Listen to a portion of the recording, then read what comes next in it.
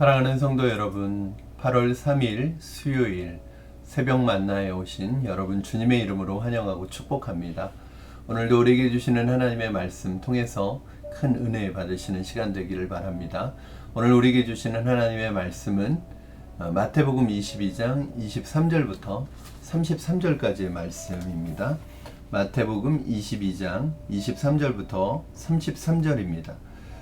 부활이 없다 하는 사두개인들이 그날 예수께 와서 물어 이르되, 선생님이여, 모세가 일렀을 때 사람이 만일 자식이 없이 죽으면 그 동생이 그 아내에게 장가들어 형을 위하여 상속자를 세울지니라 하였나이다. 우리 중에 7형제가 있었는데 마지가 장가들었다가 죽어 상속자가 없으므로 그 아내를 그 동생에게 물려주고 그 둘째와 셋째로 7째까지 그렇게 하다가 최후에 그 여자도 죽었나이다. 그런즉 그들이 다 그를 취하였으니 부활 때에 7 중에 누구의 아내가 되리이까?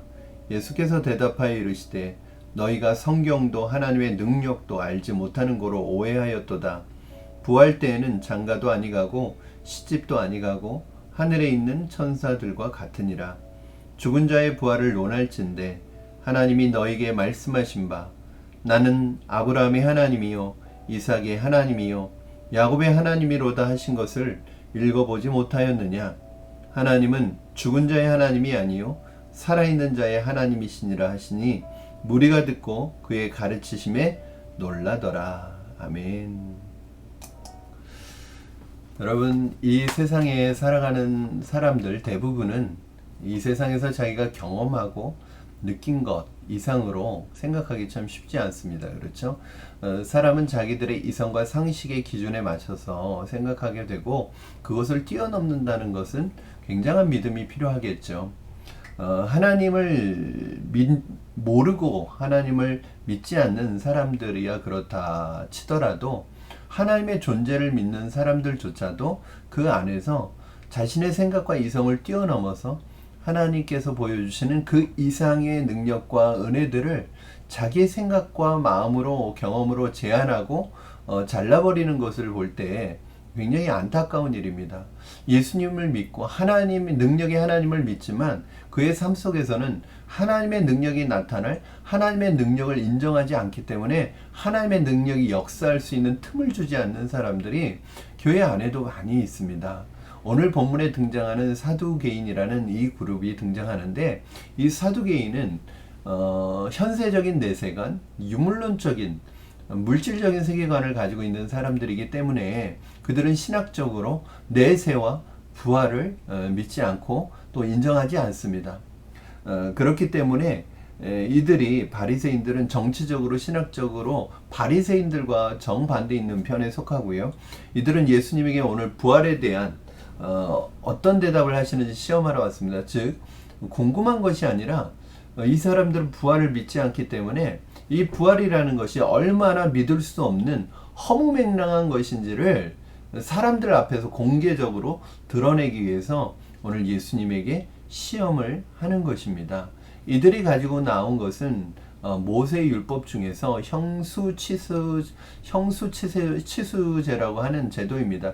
계대 결혼이라고도 하기도 하고요. 무슨 뜻이냐면 형이 자손이 없이 상속자가 없이 죽었을 때 동생이 형을 대신해서 형수와 결혼하여 자손을 이어주는 그런 제도입니다. 그런데 오늘 이 사람들이 가지고 와서 22절부터 23절부터 24절부터 28절까지가 이제 그 내용인데 이들이 하는 이야기가 뭐냐면 형제 7이 있었답니다. 그런데 예를 드는 거죠. 7 중에서 첫째가 상속자가 없이 죽었을 때 둘째가 형수와 결혼을 한 거죠. 그리고 둘째도 마찬가지로 자손이 없이 죽습니다. 그래서 셋째가, 그리고 넷째, 다섯째 이렇게 해서 7째까지 다 형수와 결혼을 했습니다. 그리고 형수도 죽었습니다. 그러면 부활했을 때 이 여인은 누구의 아내가 되겠느냐는 질문이었습니다. 아마 사두개인들 입장에서는 평상시에도 이런 질문을 바리새인들에게 했을 것이고 바리새인들은 거기에 대해서 적절한 대답을 하지 못했을 것이라는 생각이 듭니다. 그러니까 오늘 예수님에게도 난처한 질문을 해서 이 부활이라고 하는 것이 얼마나 말도 안 되는 것인지를 보여주려고 이 질문을 가지고 나왔을 것입니다. 예수님께서 여기에 대해서 대답을 해주십니다. 29절 말씀에 이렇게 말씀하십니다. 예수님께서 대답하여 이르시되 너희가 성경도 하나님의 능력도 알지 못하는 거로 오해하였도다. 그러니까 오해했다는 거예요. 너희가 성경도 모르고 하나님의 능력도 모르기 때문에 오해했다는 거예요. 이들의 오해는 어디에서 시작된 것일까요? 첫째는 이들의 사고가, 세계관이 철저하게 자신들의 경험에 의존하고 있다는 거예요. 즉 부활이라는 것도 물론 이들이 지금 경험해 보지 못한 것이기 때문에 그 부활을 어떤 관점에서 보고 있냐면 이 세상에서 자신들이 경험한 관점에서 보고 있는 거예요. 그러니까 오해할 수밖에 없다는 것입니다. 그러면서 예수님께서 뭐라고 말씀하시냐면 부활 시에는 시집가고 장가가는 일이 없다는 거예요. 시집가고 장가가는 일이 없이 오히려 천사들과 같이 된다는 거예요. 우리 30절 말씀 같이 읽겠습니다. 부활 때에는 장가도 아니가고 시집도 아니가고 하늘에 있는 천사들과 같으니라. 그러니까 너희가 생각하는 것은 이 세상에서 경험되는 것으로 모든 것을 생각하고 판단하지만 부활 이후의 삶은 이 땅에서의 삶과는 완전히 다르다는 거예요. 사랑하는 여러분, 부활은 이 땅의 삶을 반복하는 것이 아닙니다. 전혀 새로운 삶이, 전혀 새로운 몸을 가지고 이루어지는 것입니다. 이것은 사두개인들의 질문에 대한 직접적인 대답이었어요. 일단 이 대답으로 이들에게 아무 말도 하지 못하도록 예수님 말씀하십니다. 그리고 나서 정말 여러분도 아시겠지만 이 사두개인들이 이게 궁금해서 가지고 나온 게 아니잖아요. 정말 이들이 궁금했던 것은 궁금한 것이라기보다는 이들은 마음속에 이미 뭘 가지고 나온 거예요? 부활을 믿을 수 없다는 마음을 가지고 나온 거예요. 그렇죠? 부활은 없다. 부활은 믿을 수 없다. 부활을 인정할 수 없다. 그것을 증명하기 위해서 오늘 이 질문을 가지고 나온 거예요. 그래서 예수님이 그것에 대해서 대답을 해주십니다. 그렇기 때문에 뭐라고 말씀하세요? 부활은 어떤 것이라고 말씀하세요? 굉장히 기막힌 말씀을 하시죠. 29절 알 수 있듯이 너희가 성경도 하나님의 능력도 모르기 때문에 오해하였다. 이렇게 말씀하십니다. 예수님께서 두 가지 의미가 있는데 너희가 하나님의 능력을 알지 못했기 때문에 부활을 받아들일 수 없는 거다. 그렇죠. 부활이라는 것은 인간의 이성과 상식으로는 도저히 이해가 갈 수 없는 것이죠.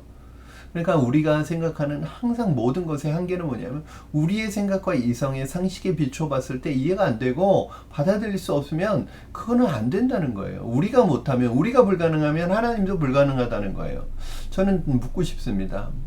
만약에 하나님의 수준이 우리가 할 수 없는 것 하나님도 할 수 없다면 하나님은 우리가 하는 수준의 것만 할 수 있는 분이라면 그분은 하나님일까요?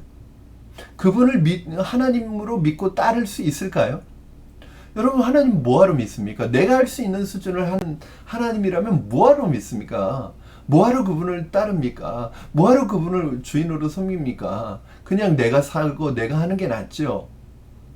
그런데 많은 사람들이 신앙을 가지고 있으면서도 자신의 이성과 상식을 벗어나지 않아요. 오늘 예수님 말씀하시면 너희가 하나님의 능력을 알지 못하는 거로 오해하였도다. 부활이 우리에게는 불가능하지만 하나님에게 부활은 불가능한 것이 아닙니다. 온 우주 만물을 창조하시고 말씀으로 우리를 만드신, 조성하신 그 하나님이, 그 하나님에게 부활이 불가능할까요? 부활이 어려울까요? 그렇지 않습니다. 하나님의 능력으로 가능한 것입니다. 여러분, 이것을 믿으시기 바랍니다. 부활을 자꾸 우리의 상식과 이성과 우리의 생각의 수준으로 이해하려고 하지 마시고 하나님의 능력으로 믿으시기를 바랍니다. 부활은 반드시 있습니다. 우리는 부활할 것입니다. 부활을 통해서 새로운 우리의 삶을 살아가게 될 것입니다. 두 번째, 사두개인들이요, 알고 있는 성경의 지식은 뭐냐면 철저하게 모세 오경에 근거하고 있거든요. 모세 오경 이외에 다른 성경은 받아들이지 않고 있었습니다. 그러므로 이들이 봤을 때 모세 오경 안에는 부활을 지지할 만한 어떠한 근거가 되는 성경 구절이 없는 거예요. 그래서 이들에게 있어서 부활은 더더욱 믿을 수 없는 것이었죠. 그런데 예수님께서 오늘 말씀하십니다. 너희가 성경도 모르고 하나님의 능력도 모르는 거로 오해하였도다. 그러니까 성경도 모르는 거예요. 사실은 구약 성경, 특별히 모세 오경 안에 하나님께서 이미 부활에 대한 인사이트를 주신 거죠. 부활에 대한 말씀을 주신 거죠. 그 한 구절이 뭐냐면 모세가 떨기나무에서 하나님을 만났을 때 하나님께서 모세에게 나타내시면서 이런 말씀을 하시죠. 우리 32절 말씀 같이 읽겠습니다. 32절 나는 아브라함의 하나님이요 이삭의 하나님이요 야곱의 하나님이로다 하신 것을 읽어보지 못하였느냐. 하나님은 죽은 자의 하나님이 아니요 살아있는 자의 하나님이시니라 하시니. 아멘. 여러분 하나님께서요 모세에게 나타나셔서 난 아브라함의 하나님이요 이삭의 하나님이요 야곱의 하나님이라고 말씀하십니다. 이게 무슨 뜻이에요? 하나님은 살아있는 자의 하나님이지 죽어있는 자의 하나님이 아니라는 거예요. 무슨 말씀이에요? 지금 아브라함과 모세에게 나타났을 당시에 하나님께서는 하나님은 아브라함과 이삭과 야곱과 함께 계셨다는 거예요. 즉 아브라함, 이삭, 야곱이 살아 있었다는 거예요. 하나님과 살아 있었다는 거예요. 산자의 하나님이시라는 거예요. 그러면서 부활에 대해서 말씀하셨다는 것이죠. 사랑하는 여러분, 부활이 없다고 생각하는 사두개인들의 생각을 오히려 예수님은 성경으로 철저하게 반박하십니다. 여러분 교회 안에도 사두개인들과 같은 사람들이 많이 있습니다. 하나님을 믿는다고 하면서 성경도 모르고 하나님의 능력도 모릅니다.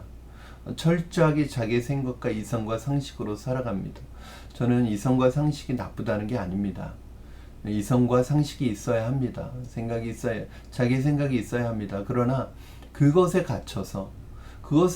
갇혀 있어서 하나님의 능력을 경험하지 못한다면 그 이성과 상식은 하나님의 능력을 경험하지 못하는 걸림돌이 되는 것입니다. 사랑하는 성도 여러분, 내 이성과 상식으로 살아가시되 내 이성과 상식의 틀을 깨기를 하나님의 말씀이 요구하실 때는 과감하게 깨고 하나님의 말씀을 의지하고 하나님의 말씀에 순종하고 하나님의 말씀을 붙드시는 여러분 되기를 주님의 이름으로 축원합니다.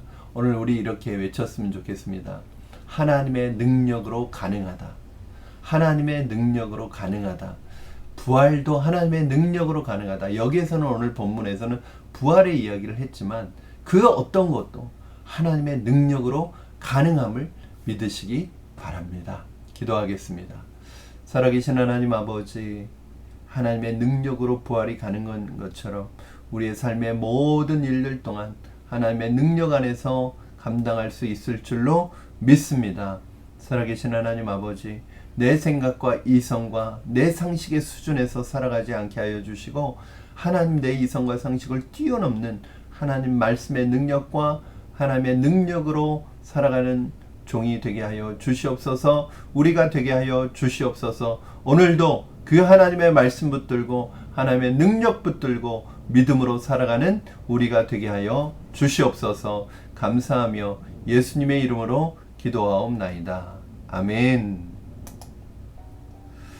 살아계신 하나님께서 오늘도 여러분의 삶에 함께 하시기를 원하고 그분의 능력으로 여러분을 붙드시기를 원합니다. 여러분 이제 벌써 일주일이 반이 되었습니다. 좀 시간이 참 빠르죠. 하루하루 지나가는 순간순간 지나가는 하루의 모든 시간들 한 시간 한 시간 의미 없이 보내는 시간 없이 주님과 동행하시는 여러분의 모든 시간이 되기를 주님의 이름으로 축복합니다. 오늘 하루도 말씀으로 승리하십시오. 여러분 내일 목요일 새벽 만나에서 다시 여러분들 찾아뵙도록 하겠습니다. 사랑하고 축복합니다. 여러분